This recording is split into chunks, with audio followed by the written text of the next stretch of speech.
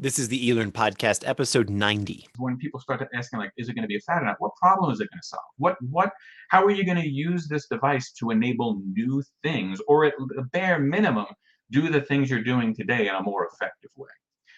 And that's the lens that I think everybody needs to be looking at in emerging technology. And don't trust the hype. Don't follow the hype curve. It's one of the reasons I often say I hate buzzwords. Not that I'm vested in buzzwords. We follow the buzzwords. We host conversations around the buzzwords. But I personally hate buzzwords because of how I define them. And I define a buzzword as a term whose usage is spreading faster than its understanding.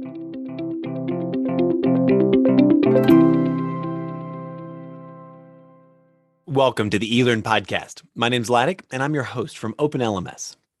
My guest for today is David Kelly, the CEO of the Learning Guild, one of the largest communities of professionals who support the design, development, strategy, and management of organizational learning.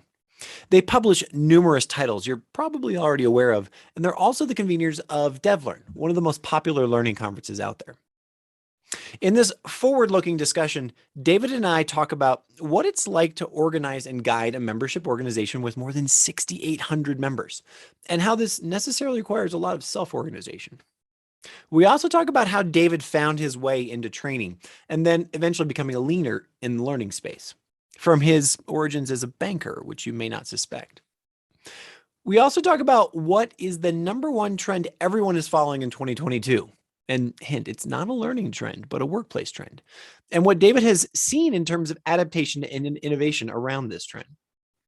We talk about also what hybrid means and how organizations and their people are evolving to accommodate this reality, and how the jury is still out about what hybrid will actually look like, and indeed what the organizations themselves will look like when the dust finally settles. David and I also talk about what is and will impact the learning development professional in both the near and long terms, and how we're graded on our performance in the moment rather than how we got there. And then finally, David and I talk about what really excites him, both in terms of his personal passions and what he thinks will make waves across the learning industry for the future. Hold on to your seat for a discussion around AI, virtual reality, and much, much more that's pretty exciting.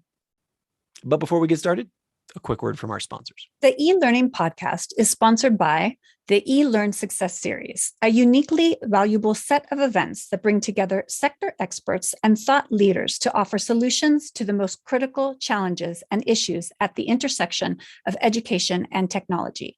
Get your free ticket to all 4 sessions at elearnsuccessseries.com.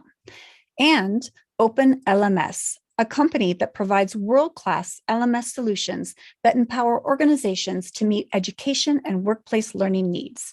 Learn more by visiting openlms.net. I'm here with David Kelly, who is the CEO of the Learning Guild, and it's going to be a really interesting conversation because we're going to talk about trends in e-learning today. Before we get started, though, I want to remind everybody, my name's Laddick. I work for a company called OpenLMS, and you are watching the eLearn Hot Seat, or sometimes we call it the eLearn Podcast because we've combined both of those. We have a whole lot of cool things that we have put out there on the podcast, but also, we put on this event every year called the eLearn Success Summit or the eLearn Success Series. And the Success Series this year has 4 events to it. And our first event is coming up in just 1 week, which is called the Design Session. And I encourage everybody to go over and check out elearnsuccessseries.com to go get a free ticket and check that out. People like David, unfortunately, you won't be a speaker this year at that particular session, although we had talked about you being at the EdTech session or the innovation session. So that may happen. I don't know. Maybe I've just publicly called you out and said that you need to come be a speaker there. We'll see. That just definitely just happened. All right. Awesome. Yeah. We'll see if we can get on your calendar. But David, for those people who don't know, which kind of, for people who listen to this type of thing, what is the Learning Guild and who are you? Can you give us the 60 seconds on that?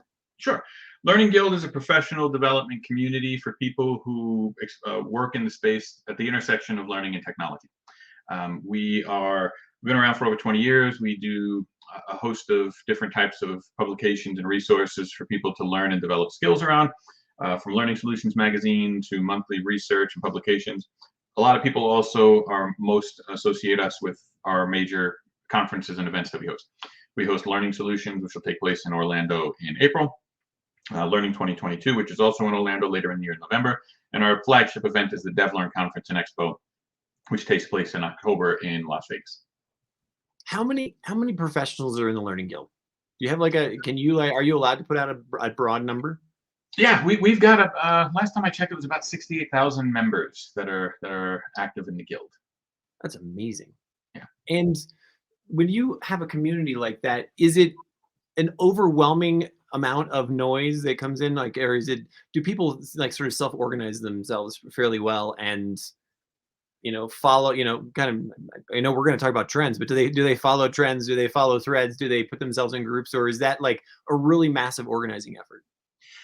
No, we don't force the social components. We allow the social to take place where people naturally are anyway. So we have presences on all the major social media channels, so they can connect with each other there.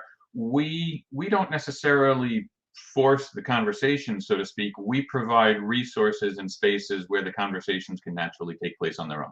So whether it be in an event, or whether we're providing publications and different types of media that people can converse around, we provide the resources and try to create the environment where it can naturally take place and allow it to just organically grow from there. Mm. So that said, I actually, before I jump again, one more question before I jump into the trends conversation. How did you stumble into this space? I mean, was this always your intention? This is where you were going. This, you've been doing this, you said, for more than 20 years. I've just noticed that, we've talked to so many people on this podcast, on this hot seat, and there always seems to be a common conversation of, I didn't expect to get here. This is where I was like, what was your trajectory? So I have two layers of the not expected to be here. One is probably the similar to the story that you've heard from other people, which is I spent the first 10 plus years of my career in banking. And I was really, really good at my job. So they looked at me and said, "You're good at your job. Go show other people how to do that." And I started training people on how to do that. I was luckily, just based on the environment, I worked for a bank that went through a number of acquisitions, acquired a lot of other banks. So there was probably a 3 or 4 year period that it was like, go show other people how to do this. We acquired somebody. There's this new group of people. Go show them how to do this. So without ever formally changing my role, I was a district manager or something at that point. I wound up spending a good solid 18 months or 2 years training people, and discovered that I loved it. Discovered that the organization saw I was doing different things, and I made the pivot to becoming a trainer for the bank, and became the training director of that bank. And midway through that transition, I kind of stopped saying I'm a banker and started saying I'm a trainer, because I started really enjoying. I discovered I love this space, and I did that for a couple of different banks and nonprofits that I worked for a while, where I was a training director in different spaces. And was very active in the learning industry community on social media and such. I put myself out there. I tried to speak at events. And then while I was working at the nonprofit, which is a job that I still loved, the guild called and said, "We love what you're doing. We love what you're sharing. Would you like to come and do it over here?" And I said no, because I was very happy working for the nonprofit. And then the conversations just kept popping up of we'd like you to, we think there's some opportunities here. And it was a very different shift. It was kind of, at the time I looked at it through the lens of, I don't know if I want to become someone who's doing this thing to someone who's talking about doing this thing. But then I started learning more about the role, and saw the opportunities to really help the industry in a different way, because I'm very passionate about the industry, and decided to make the jump, and I'm extremely happy that I did. Started with the guild, just kind of managing the conference events, and have, in the time that I've been here, almost 10 years, have just kind of expanded the role and the support that I could give to the organization as a whole, to the point that I'm at now. Fantastic. Thank you. I really appreciate putting that story on the table. I love the transition from, I'm no longer a banker. I do training. That's fantastic. Yeah. 68,000 people. So you are a person who definitely has your ear to the ground on what's happening in the online learning, e-learning, distance learning learning space in general. What's like the first thing that comes, is top of mind, or the first thing that you're talking about as Learning Guild here in 2022 as this is the trend that you need to follow, or this is the trend that we see that's going to come up and bite everybody? It's interesting. You phrased it two different ways, and I feel like there might be two different answers. Sorry. That's okay. So great. That makes a great question. Fun question. So the first part of it is like, what are the trends that everybody's talking about? I think adding 2022 to that question, people are less focused. While there are learning trends, and I'm sure we'll touch on a lot of them, I think people are a little less focused on the learning trends and more on the workplace trends. We're entering this period of everybody was remote. Now we're talking about people coming back to the office. Is it going to be hybrid? Is it going to be this?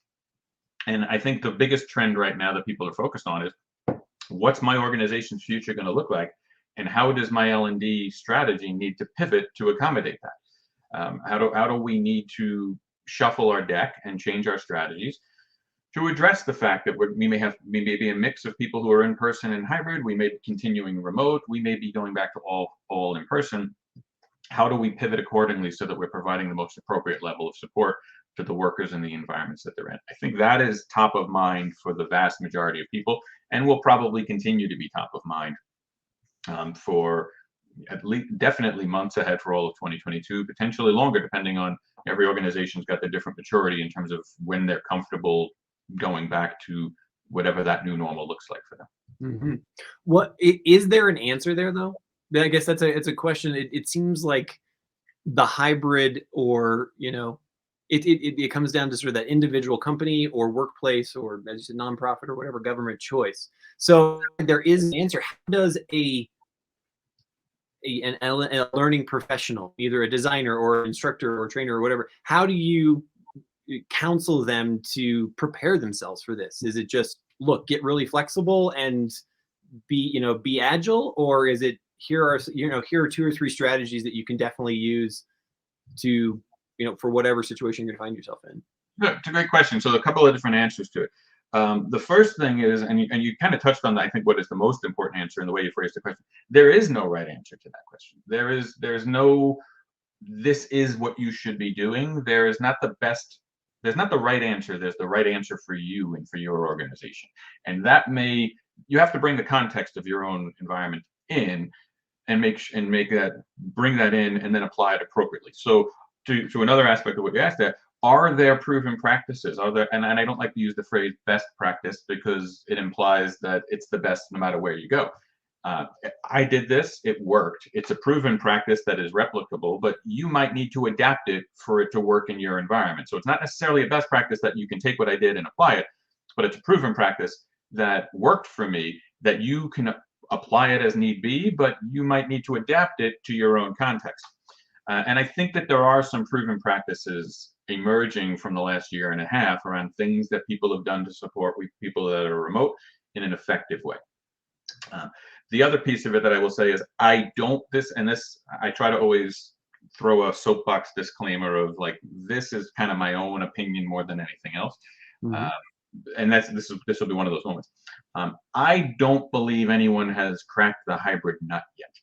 I think that we're still figuring out what hybrid means, and the vast majority of hybrid implementations that I've seen so far, it's not 1 plus, in person plus virtual, 1 plus 1 equals 3. It's 1 plus 1 equals like 1.25 or 1.5, because ultimately, and we've been implementing this in our own work. Ultimately, you see what I'm finding is that somebody in that equation, whether it be the people that are in person or the people that are remote, are getting a lesser experience. They're getting a watered down experience. I see it with as great as a job as my kids' schools are doing.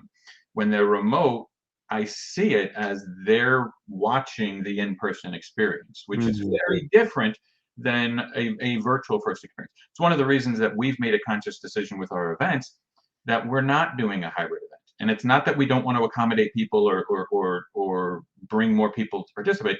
It's just that if you're coming to our face-to-face event, we are going to focus on delivering the best face-to-face experience. We're going to devote 100% of our attention towards creating that experience for you. we'll do a separate virtual event and give 100% of our attention to that so that we can create a digital first experience for you there. There are a lot of events that are doing hybrid, and it's not what we think is. We don't feel like that's going to work for us, because it does feel. Again, I don't mean to. I don't want. I'm calling out any different events or anything. I've been to a number of events that are hybrid, and it's either you're an in-person thing watching something virtual and thinking, I didn't need to be here. I could have done this from my desk. Mm-hmm.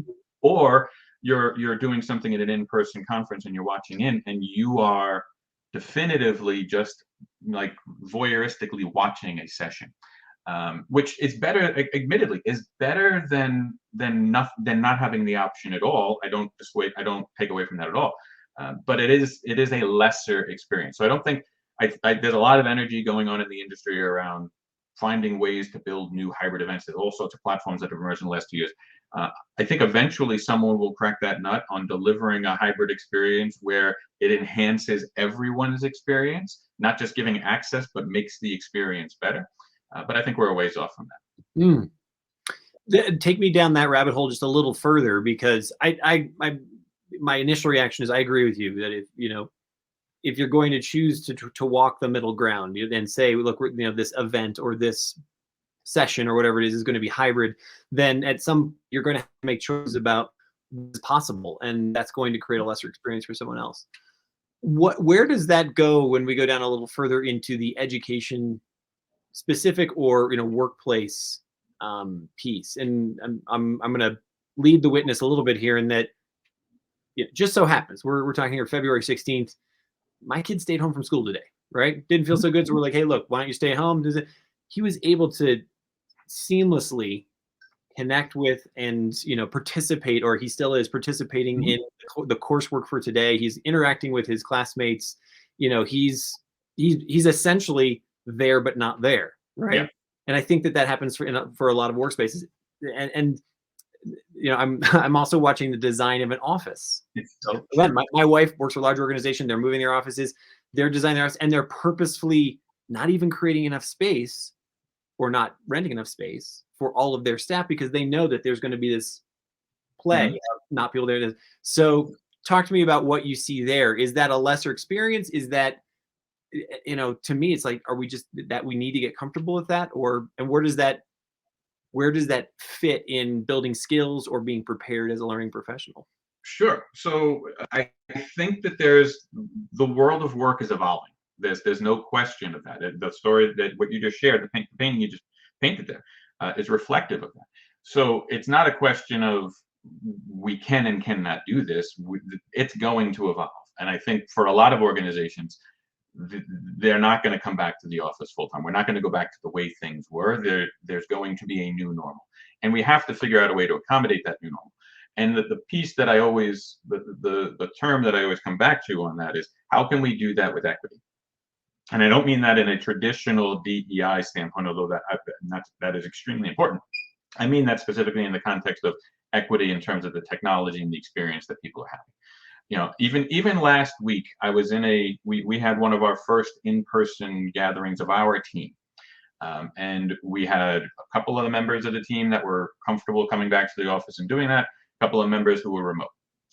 And despite all of the best efforts, and part of this is just a shifting of natural human behavior beyond even the skills we have as L&D professionals.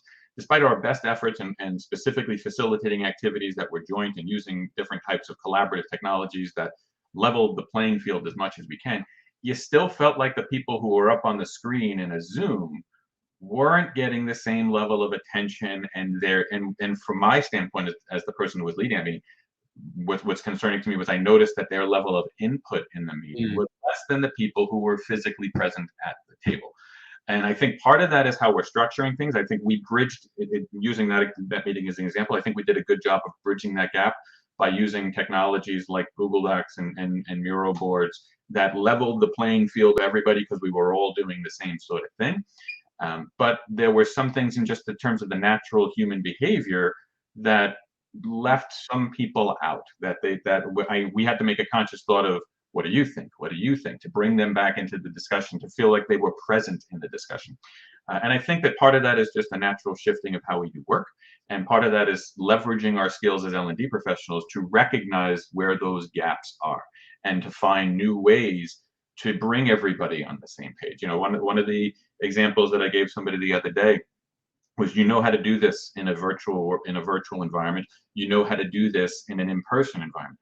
Make a list of all the different things that you do to engage people, and just think of it as a Venn diagram. What's the space in the middle that if I do this, it works in a virtual environment, it works in an in-person environment, and focus there, because then you're putting everybody kind of in the same place. But I do think as we continue to evolve, the question of equity in terms of how do I make sure that everyone is getting a similar level of experience? How do I make sure that the opportunities, not just in learning, but in terms of just any sort of thing that presents itself as an opportunity, not to go too far outside of the scope of L&D, but the relationship that you generally can form with a boss just in the hallway conversations that can ultimately lead to your ability to move forward in your career. That's a significant advantage that you have if you don't have those opportunities because you're remote. Mm-hmm. And how are we bridging those gaps? How is that going to shift the future of work? I think that's a little bit more of an HR-leaning discussion, but L&D has a role to play. But I think coming back to your question, I think as we continue to evolve what the world of work looks like, we always need to be asking ourselves the question of, is there equity in terms of between the people who are remote and the people who are in person, and how do we get that as close as possible so that they all have the same opportunities? Mm. What about tech equity? Digital divide equity, especially that, like, if we take it down to the education level. Have you been listening, or have you been hearing conversations within the community about, hey, look, access is a real thing for my students. It's a real thing for my workers. And, we need to give them all mobile devices, or we need to give them all, Chromebooks or something like that. And, maybe this is changing budget allocations or those kinds of conversations. Are those types of things that are happening? Absolutely. You're seeing it more. I think that's more of a conversation in the education space, especially in the K-12 space. Because, I'll use my own example. When all this went down in March of 2020, I give the schools that my kids are part of a lot of credit, because they were closed for 2 days and they came back, and it was like you were describing earlier, of just they went online and things were normal. But both of the schools that my kids go to, both of them have iPads. Like, mm-hmm. Every student, when you go they're in middle school and high school, and when you go into the school, you get an iPad. So there was that foundational element of everybody's on the same page. And man, I felt so bad for the schools that didn't have that advantage, that they were unfortunate to have that, because how do you address that? And even as the challenges of even though my kid's school had that advantage, I have 2 kids, and we made it work. But I know families that have 5 kids, and all of them were remote, and the parents are remote working, and there's only a certain amount of bandwidth that's coming through that pipe if everybody's through Zoom, and even that is a piece of the equity. I think on a corporate level, it's easier to figure that out, because you're in a position to level the playing field, assuming you have the budget to say, we're going to get everybody a Chromebook, we're going to get everybody an iPad, so that everybody's on the same page from a technology standpoint as they're going out.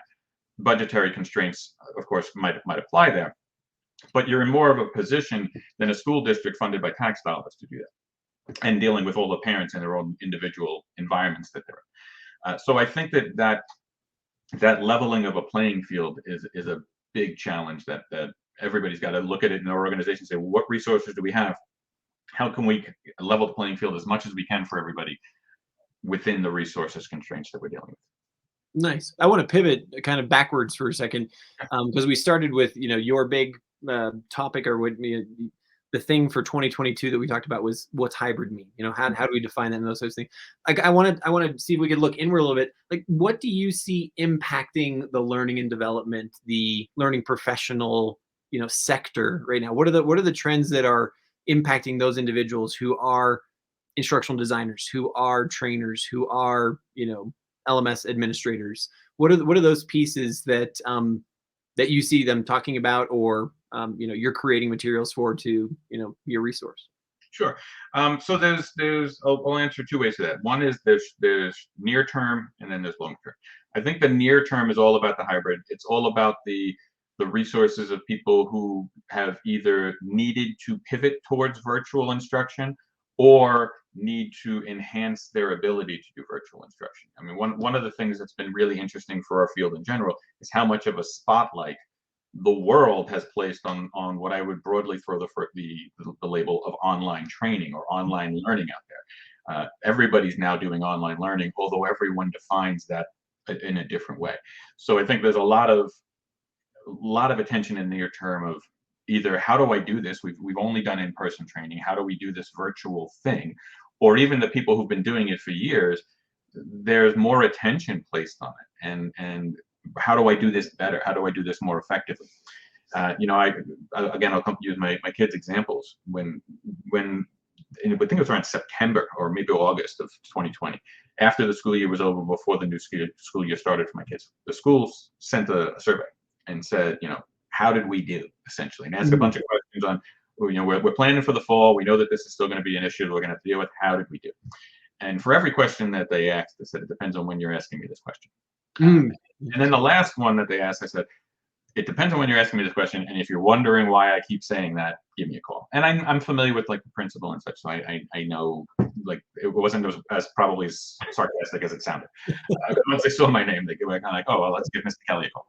Because anyway, and they did. To their credit, they gave me a call. And they said, well, all right, so why do you keep saying it depends on you're asking? I said, because if you're asking me these questions in April, where the yardstick was based on did school happen today, I'm giving you flying colors. You did an amazing job because you were blindsided by all of this, like we all were. But nobody has a right to be blindsided come September. We all knew the environment. We had time to prepare. So if you're doing the same thing you did in April, in September, I'm going to grade you a lot lower because you had time to prepare. And I think that that's very much the environment that we're all in. Like, we're not. It's not just okay. Did training happen today? Did school happen today? Was it effective? And I think that's for even the people who were in the virtual instruction before. There's more accountability towards how do I do this right? Because everybody's online now. Like, just being online is not a success metric anymore. How do we do this right? How do we make sure, if we're going to have to lean into this space more often, how do we make sure we're doing it effectively? How do we make sure we're generating the performance objectives that we want to? And I think that there's a rising ship of everybody trying to do it better that is just going to make what we do with virtual instruction as an industry more effective. And that's kind of an exciting place to be. Has that rising ship, have you seen a fallout in in two ways? Like, either people who've been in the instructors for a long time, professors, teachers, whatever, who said, look, this is I signed up for something totally different. I'm checking out. I'm not going to reskill. I'm not going to retrain. And then other people coming in for that. Or like, one of the things that I've been tracking personally is the rise of the instructional designer, from the PowerPoint, a few years ago, to this is the project manager. This is a critical component of most teams now, either in corporate or the higher ed space. Any insights there? Yeah, so I agree with many of the insights you shared. I think there's a small isolated people in the corporate and organizational learning that have gone through this and be like, I'm out. And I think that those are people who have been classroom trainers for 30 years, who are probably near retirement anyway, and just, I don't want to do this. I don't want to do this new thing. It's not my space. It's not what I enjoy. I don't want to do it. And I think those are more outliers than anything else. Most of the people that are already in L&D roles have embraced the challenge of needing to do things in a different way. Where I do see a shift is on the educational side. I do think that there are teachers who, I can't imagine the pressure that it's for the teachers to have to deal with all of the challenges that they've had, with the limited resources that they're also often dealing with, to have to educate our kids. And you do see an influx of teachers who are saying, I'm going to leave academia and I'm going to go into the corporate world and become an instructional designer.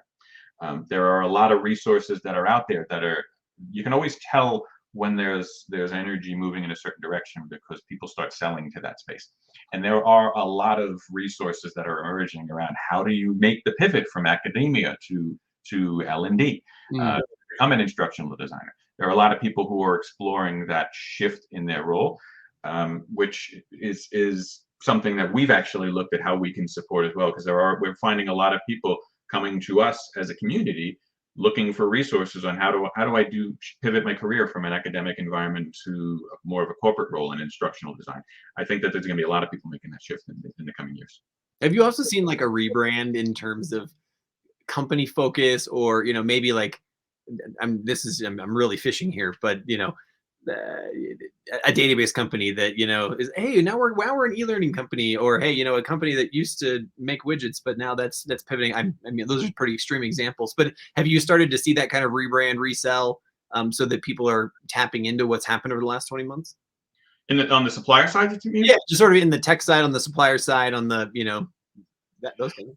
Oh, yes, everyone is. I think a lot of the suppliers some of them have just naturally grown because their space played into virtual anyway. So I can't do the in-person anymore. I got to find someone to help us with the virtual. Oh, you're doing that anyway. Great. Others are just leaning a little bit more into that space. A good example of what I've it's just one example, but I think it's representative of how a lot of the suppliers are looking at it. And I'll use my experiences in general. We always have a conference app for when we hold an in-person conference, and you would go out and you would find somebody who offered a conference app.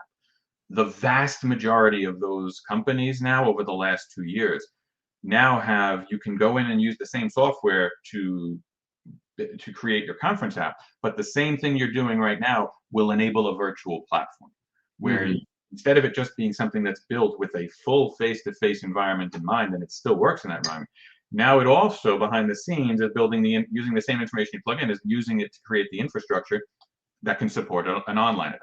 And I think a lot of suppliers are going through that iteration of how do we make sure that we're not losing any customers as part of this transition. Our focus was always on this, might have been on this narrow slice of the pie, but now the pie is changing. We want to make sure that our business can grow within that. So how do we need to pivot accordingly? And I think understandably so, most of the suppliers are looking at their business through that lens. A lot of them have done a great job of pivoting already. I've spent the last 30 minutes asking a lot of questions about where I think trends are going and whatnot. I'd love to know, as someone who sits at the top, the CEO of the Learning Guild, what are you interested in?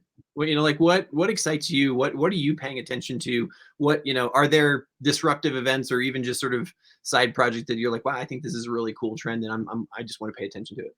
Sure. And thank you for the positioning of that, because there's definitely so this is my own personal bias, my own personal interest. Yeah, sure.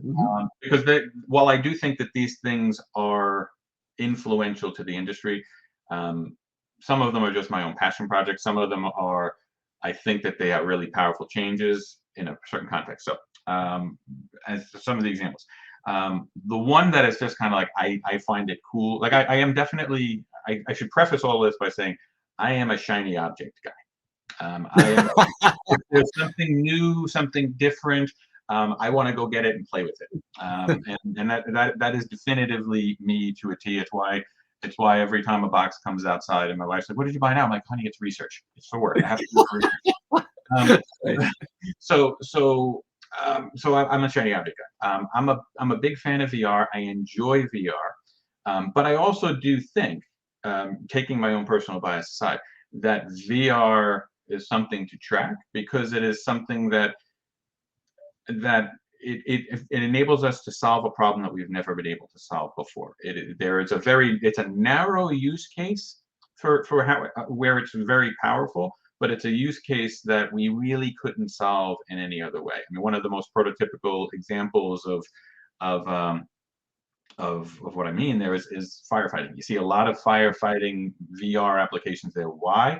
Because the risk of failing in a practical environment is literally life and death. How can we give people the training of what it means to be a firefighter and help them build those skills in a safer environment? And the resources necessary to do that create that sort of a simulation in VR are worth it when you consider the alternative of someone failing in that environment to life and death. That's why you see some of that. So I think that there's a very powerful use case of VR to give people the opportunity to practice and build skills in a safe environment where they are unable to do it today. And it gives me the opportunity to play with shiny objects. So there's that one. The other one, and this is less a tool for L&D, but more a knowledge that L&D needs to have. And it's because people are always saying, well, where's the AI applications to me? Like, where are all the artificial intelligence applications? They're there. You just don't see it as an artificial. It's under the hood, and it's doing things, but it's not a tool that you implement. It's the tool that's solving the problems that you need, and it's almost invisible to you. And I think L&D professionals need to understand that. There's a level of skill that I often refer to it as conversational competence. My mother would describe it as knowing enough to be dangerous. But it's this idea of I think that the vast majority of L&D people are going to be applying artificial intelligence in their work in a practical way anytime soon? No. Do I think that artificial intelligence is going to change the world of work and the work that we do as L&D professionals? Yes. And we have to have enough understanding of what the conversation around AI is and how it's transforming the world of work, so that when our IT group is talking about it, we can participate in that conversation. You don't want to you get the knock on the door from your IT department, have them say, listen, we're going to be plugging in a new system that's driven by artificial intelligence. You're going to plug into our HRIS system and our LMS system, and it's going to pull in all your learning data. And we want to we're going to have a project that's going to start 20 minutes to kick us off. And you say, not a problem, I'll be right there. I just want to Google everything that you just said. You want to have at least enough knowledge of what's going on within the industry, so that when that conversation is presented to you, even if you're not going to be proactively putting it on the table, when it's put on the table in front of you, you're ready to participate in that conversation. I can hear, in the back of my mind, many people who are listening to this podcast or who will listen to this, that big gulp or that big, intake of breath, because they're like, oh, no, what? And so I'd like to maybe assuage some of that. Is there a resource? Is there a book? Is there a thing that you would say, point people to in terms of AI, just in terms of AI and learning maybe, or what AI is that has helped you to get a grasp of it, to have an understanding of it? Or is it really is, hey, do the Google search before this catches you, before you actually have to start digging in that way? It's a great question. So there's not a single book that I would recommend, although the fact that I don't have that means I should go find one.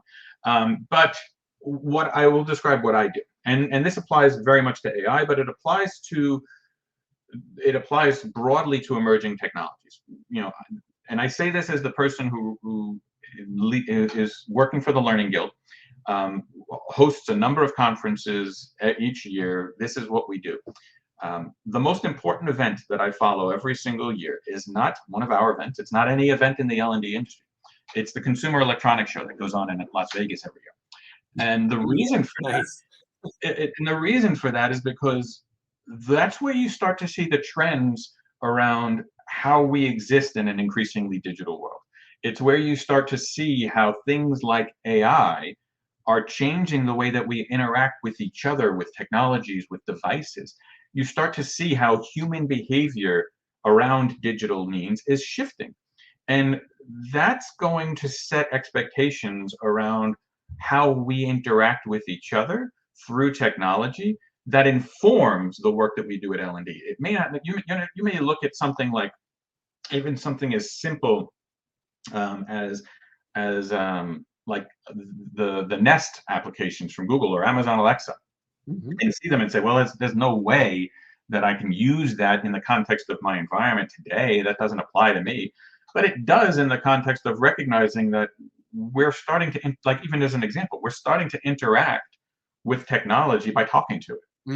What does that mean? How does that mean? What does that imply to the work that we do. And if you think about an Amazon Alexa as an example, there's a huge amount of artificial intelligence going on under the hood. When you ask it, it has to figure out how to respond.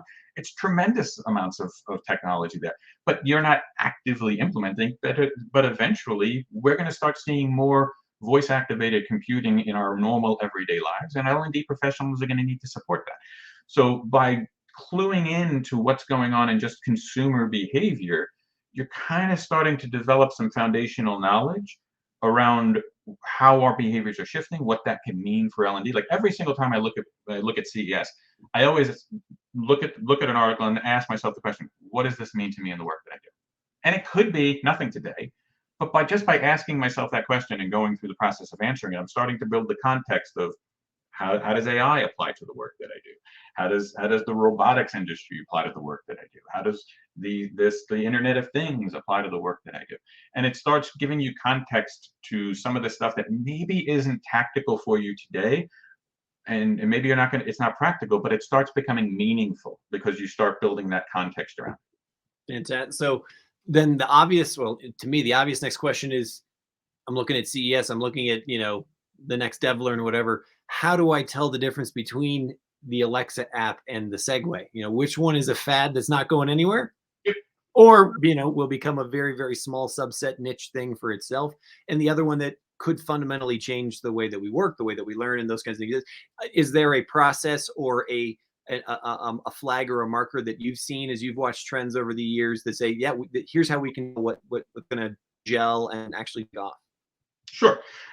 So there's two, I'll give you two answers to that. One is broadly, because I do need to follow the broad trends to kind of, from a business standpoint, it's in my interest to say, hey, this is going to get some traction. We should allocate some space for it at DevLearn this year. So there is a vested interest in me to kind of be able to tell that difference between, is it going to be a fad or is it going to be something that's going to stick around? And for me, that gauge is, are we hearing just about stories of what it is and how it works and where it and what that are more thought leadership type things of what is this, how does it, what is the potential of it? Or are we starting to hear the stories of, this is how I used it, this is the problem that I solved? Are we hearing case studies or just how to use it? Because if you're not hearing real applications of people putting this into practice, then it hasn't tipped yet. And that to me is a huge aspect of who's using it and what problems it solves. I always recommend, that's a question I always recommend when people say, what sort of questions that I could ask a vendor about a new technology.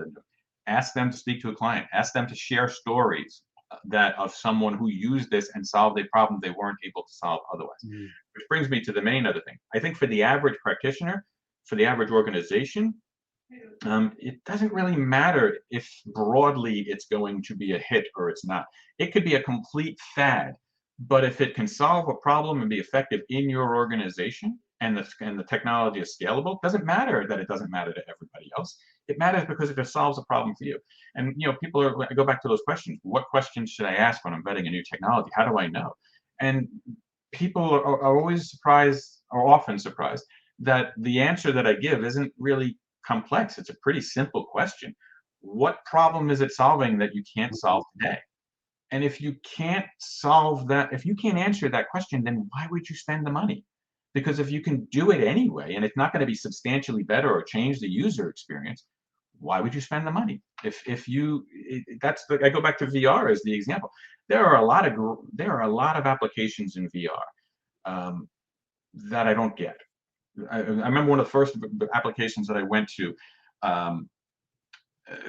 This is years ago, and I'm not going to call it out directly, but I'll give some context around it. That it was playing in my sweet spot. It was VR, which I've established I'm interested in. It was Neil deGrasse Tyson. I like his work. Talking about space, and it was just like, it was a VR application for Neil deGrasse Tyson about space. So I was like, wow, it's like a trifecta. I'm gonna go check that out. Put the headset on, gave me a little introduction, and I found myself in a big conference room, and it said choose your seat, and it was like this big auditorium, and I chose a seat, and I was like, okay. And then it said, all right, start the experience. And then Neil deGrasse Tyson walked out in front of the stage, and there was a big presentation, and he talked to me. Yeah. And I was like, No, no, that's not what this, like, I could have done that somewhere else. I Yeah, did sure. it at DevLearn years ago. Like, what We are the should be unique, on Jupiter together, darn it. yes, like, what are the unique affordances of this device, and why are you ignoring all of them? And that to me is when people start asking, like, is it going to be a fad or not? What problem is it going to solve? How are you going to use this device to enable new things, or at the bare minimum, do the things you're doing today in a more effective way?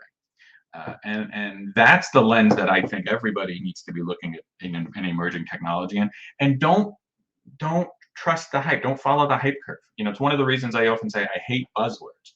Not that I'm vested in buzzwords. We follow the buzzwords. We host conversations around the buzzwords. But I personally hate buzzwords because of how I define them. And I define a buzzword as a term whose usage is spreading faster than its understanding. And that's a dangerous thing, because the value of something that's emerging can get voided out in the hype around it, that people are overpromising. It could be a perfectly valid thing that's going to be delivered, but it gets muddied in all of the hype, and the true value proposition gets lost because it was overpromised in some way. So long answer to your question, and obviously I got touches on a little bit of passion project for me. No, I love it. Well, the last question I ask everybody on one of these conversations, you've kind of foreshadowed, and I'm interested to see if there's a part C to the question, but it's, what are you excited about? And as you look forward 6 months, 12 months, near term future, as a shiny object guy, as someone who's established that you're a VR, you're going to go out and get your Meta Quest sometime soon. Is there anything else that you're super excited?